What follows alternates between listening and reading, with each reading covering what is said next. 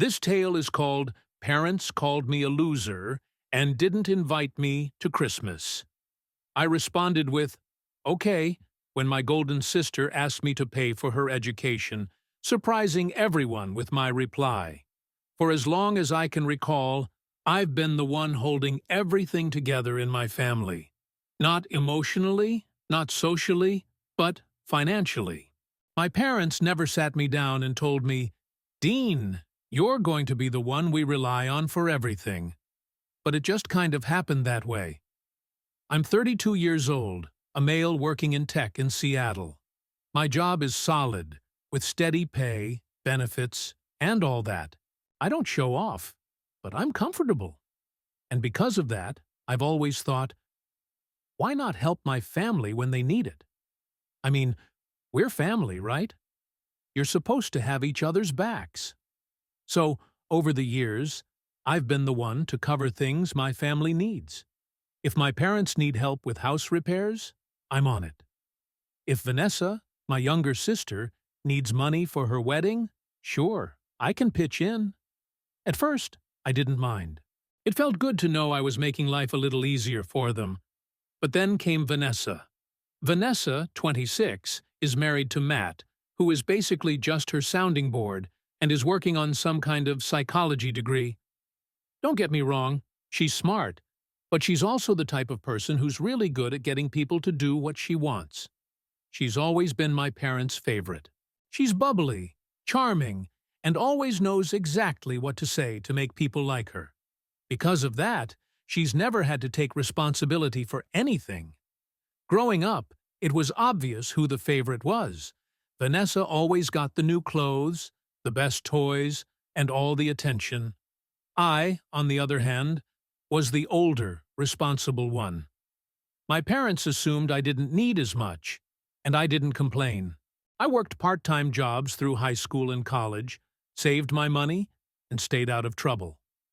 That was my role in the family, the quiet one who didn't ask for much. Vanessa, though, knew how to get what she wanted. When she turned 16, my parents said she needed a car. Not wanted, needed. They couldn't afford anything decent, so they asked me to chip in from my savings. I had been working part-time at a hardware store, saving for college, but my parents thought it would be nice if I helped out. I gave in. It wasn't like I had much of a choice, not when my mom was giving me the family should support each other speech. Vanessa got her car, a used sedan, not fancy, but she loved it. I moved on. Then, when it was time for her to go to college, she got into a prestigious private school out of state, but my parents couldn't afford it. They asked me to help. This time, I was supposed to delay grad school so they could put money toward her tuition. I hesitated, but once again, the family support speech came up. Vanessa played her part perfectly, saying things like, I just want to make something of myself, and Dean, I promise I'll make it up to you someday. By the time Vanessa got married a few years later, I had grown used to this pattern. She wanted her dream wedding, and my parents couldn't afford all the extras, so they came to me. Dean, it's just a little for the flowers, they said. You don't want your sister to be disappointed on her big day, do you? I don't know why I kept agreeing to this. Maybe it was guilt, or maybe I just didn't want to deal with the drama. Either way, I always stepped up. Over the years, I became the go-to person for everything. Vanessa and my parents didn't even have to ask most of the time. They just assumed I would help. Honestly, I didn't mind, at least not at first. I told myself it was fine because I was doing okay. I had a good job and the money wasn't putting me in a bad spot. Plus, helping them kept the peace. I figured, as long as I wasn't struggling, why not? It's family. Still, no matter what I did, it was never enough for them. I hit every milestone I could as a successful adult. Steady job, a nice place to live, no debt. But it was like none of that mattered because I didn't fit their idea of what my life should look like. No wife, no kids, no perfectly staged holiday cards. My parents would casually drop hints about how they were still hoping for grandkids, or how it wasn't too late for me to settle down. Meanwhile, Vanessa could show up at Thanksgiving with her life in chaos, and they'd still be proud of her, just for existing. It's like I'm only valuable when I'm making their lives easier, but when it comes to who I am, I'll never measure up. It's exhausting. And here's the thing. The more I helped, the more they expected. It stopped being about whether I could afford to help and started being about whether I should. If I ever hesitated or said no, it turned into a guilt trip. Dean, don't you care about your family? Dean, you're doing so well. Why can't you just help out? It reached a point where I wasn't even being asked. I was being told. And Vanessa? She never showed any appreciation. If anything, she acted as if she were entitled to my help, as if it were my job to make her life easier. She's always been good at twisting things to make herself seem like the victim. If I ever pushed back or tried to set a boundary, she'd turn it into a sob story about how hard her life was. My parents would eat it up, and I'd end up being the bad guy. It all came to a head this year. Looking back, I can't believe it took me this long to realize how much things had spiraled out of control. I was so accustomed to being the one who kept everything functioning that I never saw how much I was being exploited. But Vanessa, she finally crossed the line, and once she did, there was no going back. About a week before Christmas, I received a call from my mom. At first, I didn't think much of it. Mom calling before the holidays was normal, and I assumed it was about Christmas dinner or some minor family issue. But the moment I answered, I could tell something wasn't right. Her voice had that overly sweet tone she always used when she was about to say something unpleasant. "Hi, honey," she started. "How are you?" I told her I was fine, and we exchanged the usual pleasantries for a minute or so before she dropped the bombshell. "Listen, Dean, we've been thinking it might be best if you don't come to Christmas this year." At first I thought I must have misheard her. "Wait, what?" I asked, confused. "Why wouldn't I come to Christmas?" "Well," she said, dragging out the word as if trying to cushion the blow, "Vanessa mentioned some things you've said recently, and we just don't want any negativity ruining the day." "Negativity?" I repeated, stunned. "What are you talking about? What did Vanessa say?" Mom hesitated for a second, as though unsure if she should share this with me. Then she sighed and said, "She told us you've been saying some pretty hurtful things about Christmas, that you hate spending money on gifts for the family and think our Christmases are a waste of time because they're all about her." I couldn't believe my ears. "Are you serious?" I said, my voice rising. "I never said anything like that." "Well," she said, sounding uncertain, "Vanessa seemed pretty upset about it. She said you've been talking to people about how much you don't like our Christmases and how you don't think they're worth your time." I was floored. Not only was this a complete lie, but the fact that my mom believed Vanessa without even asking me hurt more than I expected. It wasn't the first time Vanessa had twisted things to make herself look good and me look bad, but this felt like a new low. "Mom," I said, trying to stay calm, "I don't know what Vanessa told you, but I never said anything like that. In fact, I've been planning what to get you and Dad for Christmas for weeks." "Well," she said again, in that way she does when she doesn't want to argue, "we just think it's better if you sit this one out. You've seemed a little distant lately, and we don't want any tension during the holidays." At that point, I realized arguing was pointless. My mom had already made up her mind, and nothing I said would change it. "Fine," I said, keeping my tone short. "If that's what you want." She sounded surprised that I wasn't putting up a fight. "It's not about what we want, honey. We just think it's for the best." "Sure," I said, not bothering to hide my sarcasm. Merry Christmas, Mom. Then I hung up. I sat there for a moment, staring at my phone. I wasn't even angry, just exhausted. Tired of always being the one who had to explain himself, the one who had to defend himself against Vanessa's lies. No matter what I did, I was always the villain in her version of the story. The next day, I got a call from Vanessa. At first, I didn't want to pick up. I figured she'd probably call to gloat about how she'd managed to get me uninvited, but part of me was curious, so I answered. "Hey, Dean," she said, her voice as cheerful as ever, like nothing had happened. "What do you want, Vanessa?" I said, not bothering to pretend I was happy to hear from her. She didn't even acknowledge my tone. "So, listen," she said, "I need a little help. My grad school tuition is due soon, and Mom and Dad can't really afford to help much right now. I was hoping you could pitch in." I couldn't believe what I was hearing. "Are you serious?" I said. "You just got me uninvited to Christmas, and now you're asking me for money?" There was a brief pause, like she hadn't expected me to bring that up. "Oh, come on, Dean," she said, her tone finally becoming light and dismissive. "That's not what this is about. Christmas is one thing, but this is important. It's my education." I could feel my blood boiling, but I forced myself to stay calm. "Vanessa, do you even hear yourself? You lied to Mom and Dad about me, got me kicked out of Christmas, and now you want me to pay for your tuition? Do you even care how messed up that sounds?" She sighed, as if I were the one making things difficult.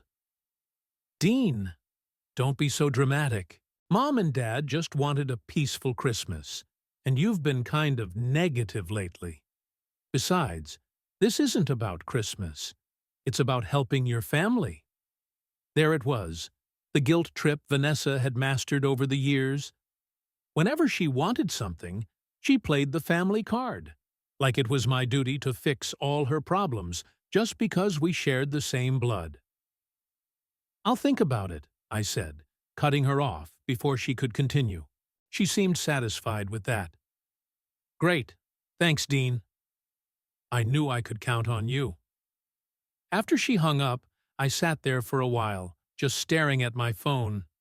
The nerve was astonishing. Not only had Vanessa managed to turn my family against me, but now she had the audacity to ask me for money, as if nothing had happened. But the more I thought about it, the more I realized this wasn't just about Christmas or tuition. This was about years of being taken for granted, years of being expected to step up and help, while Vanessa coasted through life with a smile and a sob story. I wasn't about to let this slide anymore. The day after Vanessa called me, I called my mom and told her we needed to have a family meeting. Me, you, Dad, Vanessa, and Matt.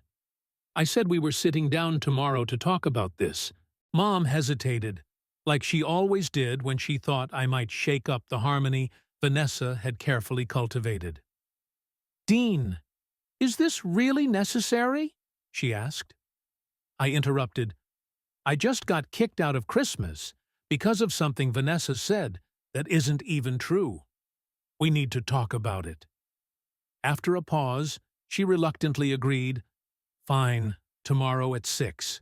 But Dean, please don't make this a big deal. Christmas is coming, and I don't want any tension in the air." I hung up without replying. If my family didn't want me there for Christmas, I didn't see the point in pretending everything was fine. The next evening, I pulled up to my parents' house. It was the same house I grew up in, but over time, it had begun to feel less like home and more like a place where I was merely tolerated.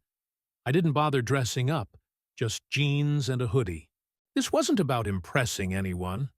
When I walked in, Vanessa and Matt were already there. Matt gave me his usual awkward nod, the kind that said, "I don't want to get involved." Vanessa didn't even look up from her phone. Typical. Mom came out of the kitchen carrying a tray of coffee and cookies, like this was some kind of festive gathering. "Hi, Dean," she said, forcing a smile.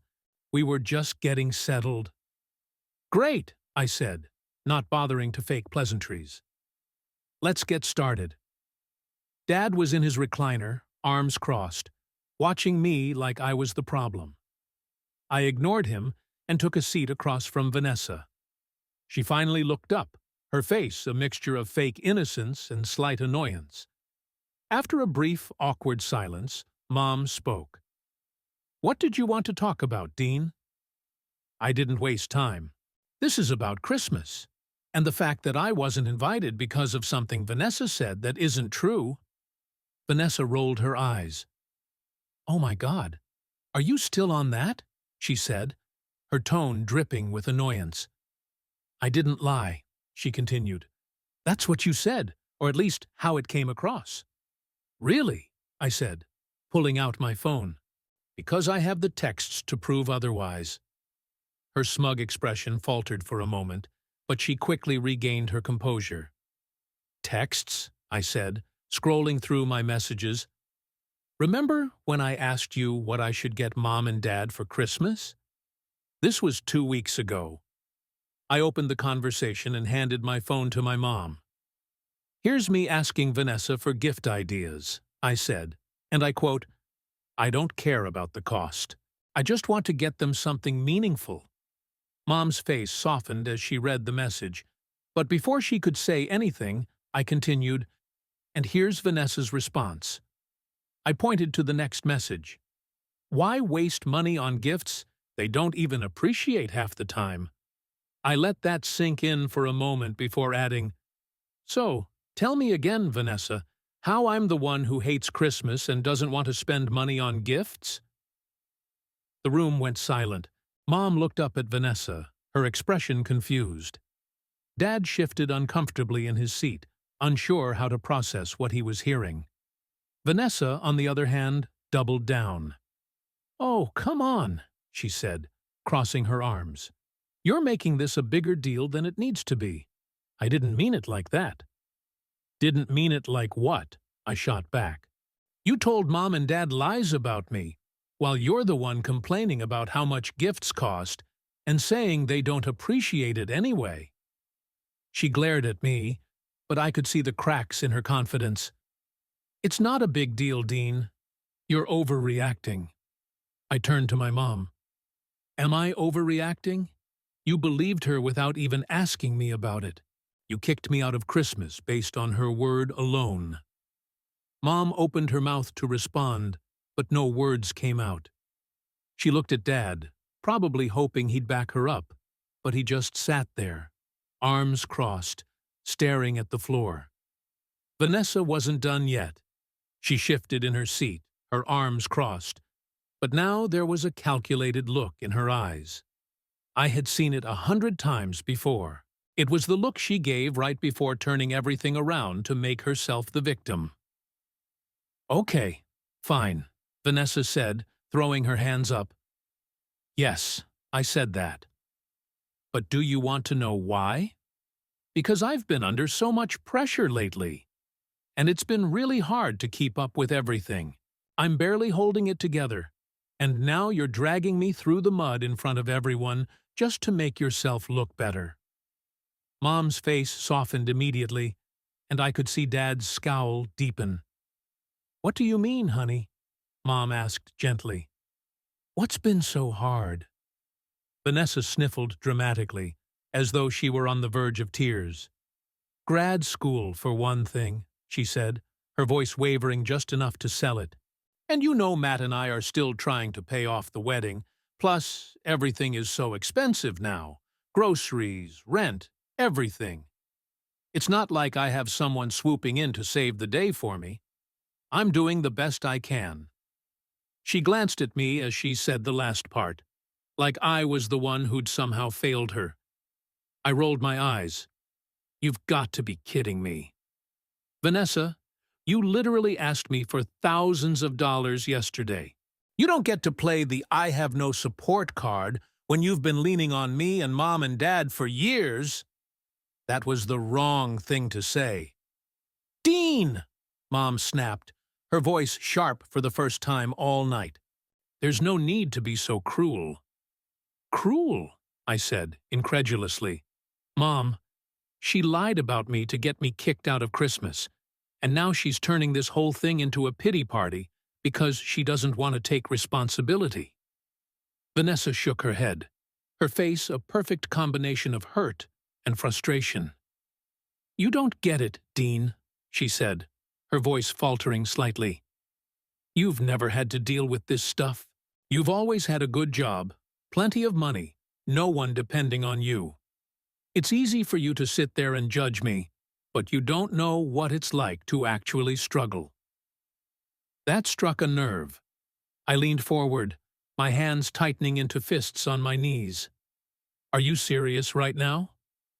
"Vanessa, I've been working since I was 16. I paid for my own college. I've helped Mom and Dad with bills. And I've bailed you out more times than I can count. Don't sit there and act like I've had it easy just because I don't complain about every little thing." "Dean! Enough!" Dad barked, his voice loud enough to make everyone jump. "You've made your point. There's no need to keep piling on." "Piling on?" I said, my voice rising. "Dad, she's the one who lied about me. She's the one who caused this whole mess, but somehow I'm the bad guy for calling her out." "Yes, you are," Mom said, her tone firm but laced with disappointment. "Instead of trying to understand where Vanessa is coming from, you've spent this whole time attacking her. She's clearly not in a good place right now, and instead of helping her, you're making it worse." I stared at her, stunned. "So let me get this straight. Somehow, I'm the one in the wrong? Are you even hearing yourselves right now?" Mom crossed her arms, her face stern. "We're hearing you just fine, Dean, but what we're also hearing is that you don't seem to care about what Vanessa's going through." I couldn't believe what I was hearing. "Are you serious? I've been supporting this family for years, and this is how you repay me?"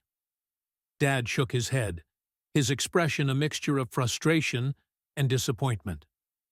"This isn't about repayment, Dean. It's about doing the right thing. Vanessa's your sister, and she's clearly going through a tough time. Instead of embarrassing her like this, you should be helping her." I laughed bitterly, shaking my head. Helping her? That's all I've ever done. But every time I try to set a boundary, every time I say no, I'm suddenly the villain. Do you even realize how exhausting that is?" "Dean," Mom said, her voice softening again, "you've always been the dependable one, the strong one. We didn't think you minded helping out." "Well, I do mind," I said firmly, "and I'm done." At that moment, Matt finally spoke up. Maybe we should all just calm down," he said quietly, as if he didn't want to upset anyone. "No," I said firmly, cutting him off. "We're not calming down. This is the problem. Every time I try to stand up for myself, I'm told to calm down or let it go. Meanwhile, Vanessa gets to lie, manipulate, and take whatever she wants without any consequences." Mom tried to step in, her voice wavering. "Dean, we didn't mean to make you feel this way. We just wanted to keep the peace." "By throwing me under the bus?" I interrupted. "That's not keeping the peace, that's choosing sides. And it's pretty obvious whose side you're always on." Vanessa looked like she was about to speak, but I didn't give her the chance. "Here's what's going to happen," I said, keeping my voice steady. "If you really believe I should pay for Vanessa's tuition, disregarding all her disrespect and lies over the years, fine, I'll do it. But just so you know, the moment I make the payment, I'm done. No more money, no more favors, no more holidays. I'm out. Call it a last favor if you want. And this time, I mean it. It's the last one." The room was so quiet, you could have heard a pin drop. Vanessa's mouth fell open in shock. Mom looked like she was about to cry, and Dad just stared at me, his face unreadable. "You can either keep treating me like the family ATM," I continued, "or you can start treating me like a person. But if you choose the first option, don't expect me to stick around." Without waiting for a response, I stood up, grabbed my jacket, and headed for the door. "Let me know what you decide," I said over my shoulder, and with that, I left. After walking out of that meeting, I didn't hear from anyone for the rest of the night. No calls, no texts, just silence. Honestly, I wasn't surprised. That's how it always went when I tried to stand up for myself.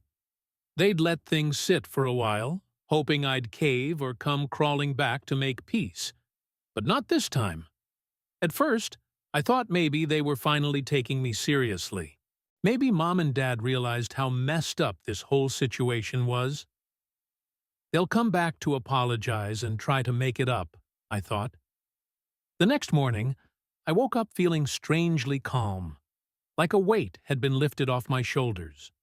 For once, I'd said exactly what needed to be said, and I didn't hold back.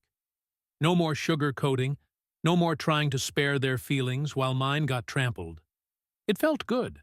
I knew they wouldn't let this slide easily, especially Vanessa. She couldn't stand losing control in any situation, and I had completely flipped the script on her at that meeting. I figured it was just a matter of time before someone reached out to try to make amends or guilt me into backing down. Sure enough, later that evening, my phone buzzed. It was a message from Mom. "Dean, can we talk before Christmas, please?" "It's important." I stared at the screen for a moment, unsure whether to reply. Part of me wanted to ignore it, but I also understood that avoiding the conversation wouldn't solve anything, so I called her back. "Hi, Mom," I said, keeping my voice as neutral as I could. "What's going on?" "Hi, honey," she replied, sounding almost anxious. I wanted to make sure you're okay. This has been a really tough time for everyone, and I just feel like we've all been hurt by what happened." Hurt? That was rich, considering I was the one who'd been lied about, excluded, and then guilted into paying for Vanessa's tuition. But I kept my mouth shut. "I'm fine," I said curtly. "Is that all?" "Well," she continued hesitantly, "I was hoping we could all put this behind us. It's Christmas, after all. Don't you think we should focus on moving forward instead of dwelling on what happened?" There it was, the usual "let's pretend this didn't happen" approach. I'd seen it far too many times before. "Mom," I said, my tone firm but not angry, "this isn't about dwelling on the past. It's about setting boundaries, and you never do that with Vanessa. I've made my decision, and I'm sticking to it. I'm not going to keep being the person everyone leans on without any respect or consideration in return." She sighed heavily, and for a moment, I thought she might start crying. "Dean, I understand that you're upset."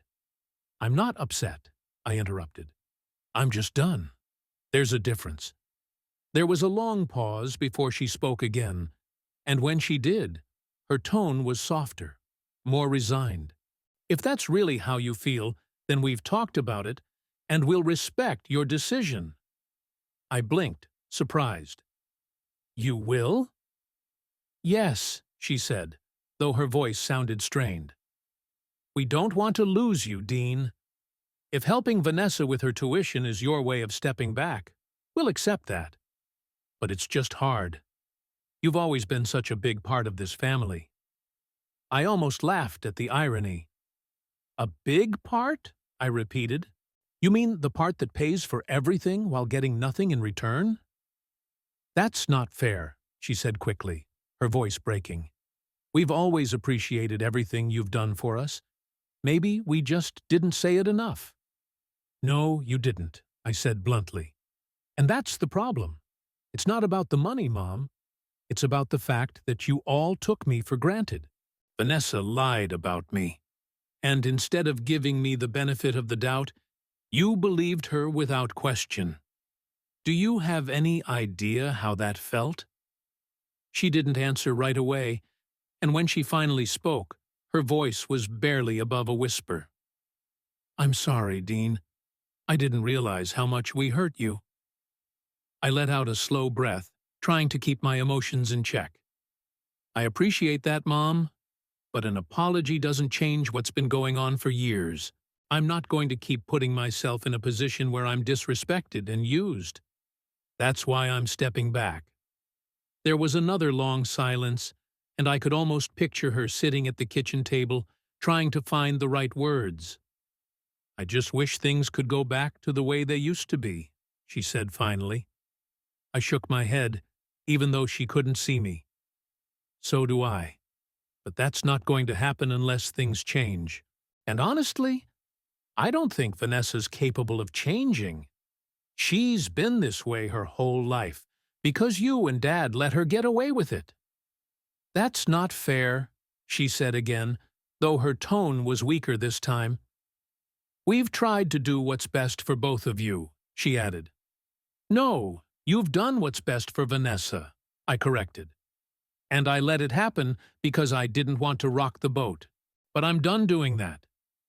For a moment, I thought she might argue, but instead, she let out a shaky sigh. Okay, Dean, if this is really what you want, we'll respect your decision. Good, I said simply. I'm sending the payment to Vanessa's school.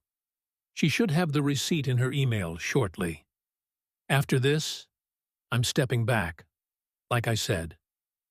Thank you, she said quietly. I know it doesn't seem like it, but we do appreciate what you've done. I hope you won't cut us out completely.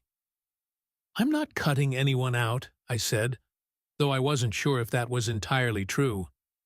I'm just setting boundaries. If you can respect that, we'll be fine. She didn't respond right away, but eventually she said, Okay. Merry Christmas, Dean.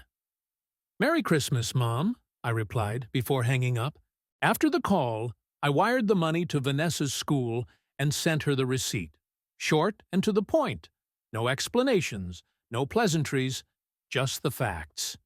It felt strange, almost surreal, to finally put that boundary in place after all these years. I had been going out of my way for my family, thinking it was my responsibility to keep everyone happy. But now, for the first time, I stood firm, and they actually listened. A part of me wished they would do something for my benefit, stand up for me against Vanessa, just once. But they didn't even try. They were fine with letting me go, as long as I still covered her fees. I wasn't naive enough to think this would be the end of it. Vanessa wasn't the type to let go of her safety net without a fight, and I knew my parents would struggle with the new dynamic. Still, for the first time in years, I felt like I had control over my own life. The rest of the day, I carried on with my routine, finishing up some work and making plans with friends for Christmas Eve. Later, as I sat on the couch with a cup of coffee, I thought about what Mom had said earlier. It was sad to see the family fall apart. Maybe she was right in some ways, but it wasn't my fault. The cracks had been there for years, and I'd always been the one trying to hold everything together. Now, I wasn't holding anything. I was letting it go. Christmas came and went, and for the first time in years, it was quiet. No frantic phone calls about last-minute gifts, no guilt-laden texts about how I wasn't doing enough for the family, and best of all, no Vanessa drama. It felt strange at first, like I had suddenly stepped out of a role I'd been playing my whole life. But it also felt peaceful. I spent Christmas Eve with a few friends, a small gathering with good food and laughs. It wasn't extravagant, but it was nice to be with people who actually appreciated my company without expecting anything from me. On Christmas Day, I stayed home, slept in, and treated myself to a leisurely morning. No rushing around, no awkward family interactions, just me, doing whatever I wanted. That's when I realized just how much space my family had been occupying in my life. I'm not just talking about physical or financial space, but mental space, too. I had spent years juggling their expectations, their problems, and their constant need for me to step up. Without all of that weighing me down, I suddenly had time and energy for myself. But while I was moving on and enjoying the space I had created, it was clear that my family wasn't handling it well. The first sign came the day after Christmas when my mom called. I almost didn't answer, but eventually, I did. "Hi, Dean," she said, her voice a little too upbeat. "How was your Christmas?" "It was good," I replied simply. "How was yours?" There was a pause, and then she said, "It was nice." Quiet, though. "We missed you." I didn't bite. "I'm sure it was fine," I said. "Is there something you needed?"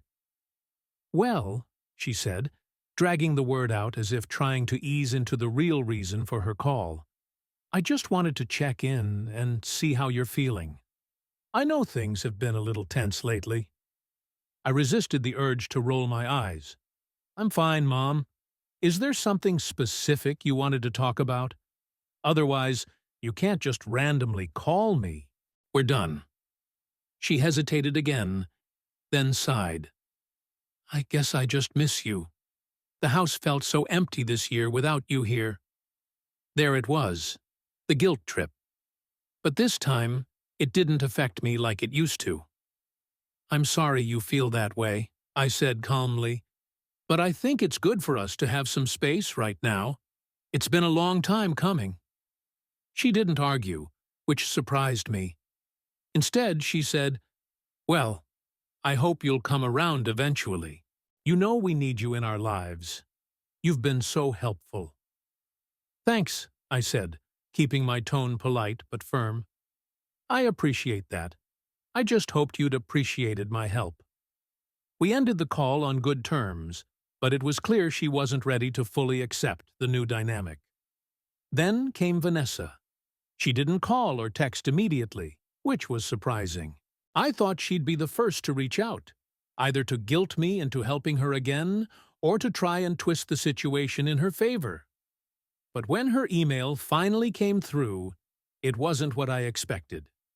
It was long, way too long, honestly, and filled with flowery language about how sorry she was for the misunderstanding. She talked about how much she appreciated everything I had done for her over the years, and how she hoped we could move past this and rebuild our relationship. At first, I didn't know how to respond. Part of me wanted to call her out on the obvious manipulation, but the other part of me just wanted to ignore it altogether. In the end, I decided not to respond at all. It wasn't about holding a grudge. It was about protecting myself. This email was just another attempt to keep me hooked, and I wasn't falling for it. Mom and Dad started sending me random texts about things they'd never cared about before. How my job was going, if I needed anything, stuff like that. It was obvious they were feeling the gap I had left. They'd gotten so used to me being the one to fix everything, and now that I wasn't there, they didn't know what to do. Vanessa, in particular, seemed to be struggling. A mutual friend told me she was complaining about how she was going to struggle without being able to rely on me. Hearing that didn't make me feel good, but it did reinforce that I had made the right decision. For years, I had been the one holding my family up, and they never appreciated it. Now they were finally realizing what it meant not to have me around. As for me, life feels lighter. I'm not constantly checking my phone, dreading the next request or demand. I'm living for myself instead of for everyone else. Do I miss them? Not in the way you'd think. I don't miss the chaos, the drama, or the constant pressure to be the responsible one. What I miss is the idea of having a family that genuinely supports and respects each other. But I've come to accept that the family I have isn't capable of that, and that's okay. Setting boundaries wasn't easy, and there were moments when I doubted myself, but looking back, I know it was the right choice. I'm no longer the family ATM, the scapegoat, or the problem solver. I'm just Dean, and that feels like enough.